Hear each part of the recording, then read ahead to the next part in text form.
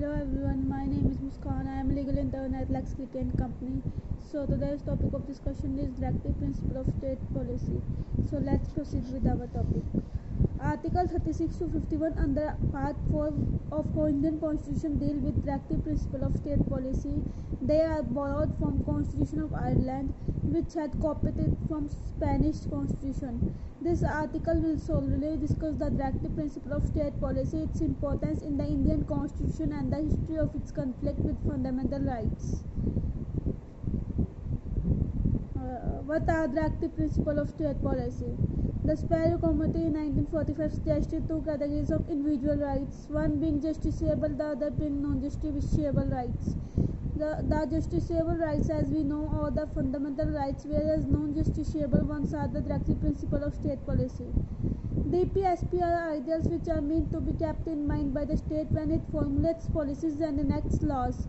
There are various definitions of directive principle of state which are given below. They are an instrument or instructions which are enumerated in Government of India Act 1935. They seek to establish economic and social democracy in the country.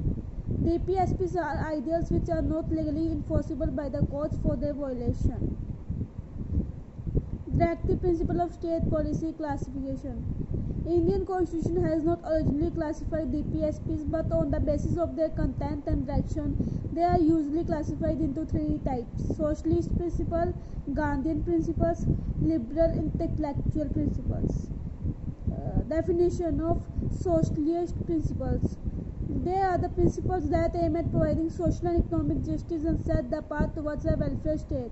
Under various articles, they direct the state to Article 38, promote the welfare of people by securing social order through justice, social, economic and political, and to minimize inequalities in income, status, facilities and opportunities.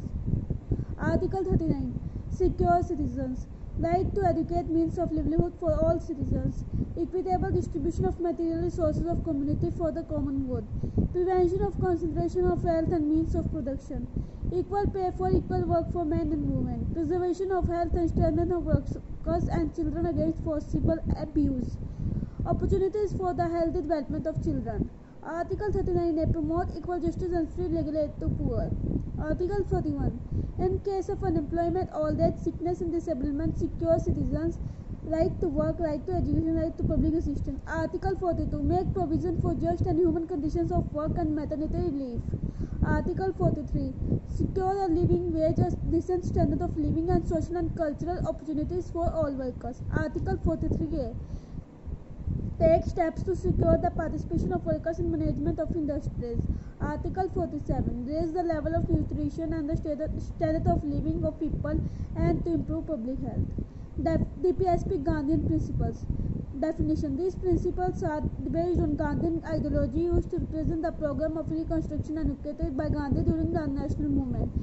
Under various articles, they direct the state to Article 40, organize village panchayats and endow them with necessary powers and authority to enable them to function as units of self-government. Article 43, promote cottage industries on an individual or cooperation basis in rural areas.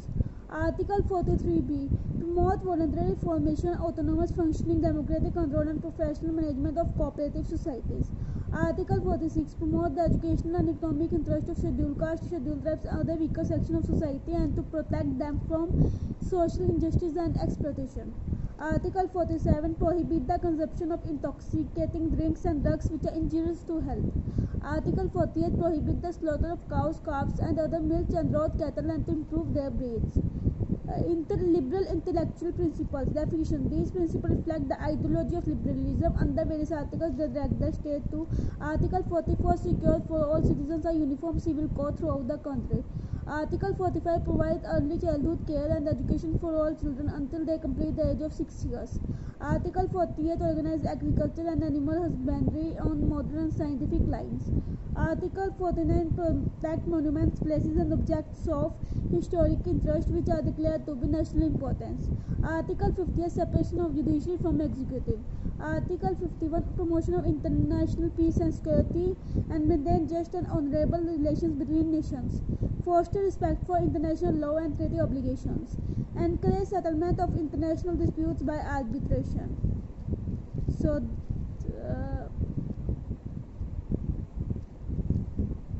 Facts about directive principle of state policy. A new DPSP under Article 38 was added by 44 Amendment of 1978, which requires the state to minimize inequalities in income, status, facilities and opportunities. The 86th Amendment Act of 2002 changed the subject matter of Article 45 and made elementary education a fundamental right under Article 21A. The amended directive requires the state to provide early childhood care and education for all children until they complete the age of 14 years. A new DPSP under Article 43B was added by 97 Amendment Act of 2011 relating to cooperative societies. It requires the state to promote voluntary formation, autonomous functioning, democratic control and professional management of cooperative societies.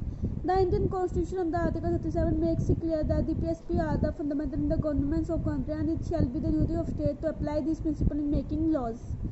Criticism of DPSP. It has no legal force, it is illogical arranged, it is conservative in nature, it may produce constitutional conflict between center and the state. So that's all for today.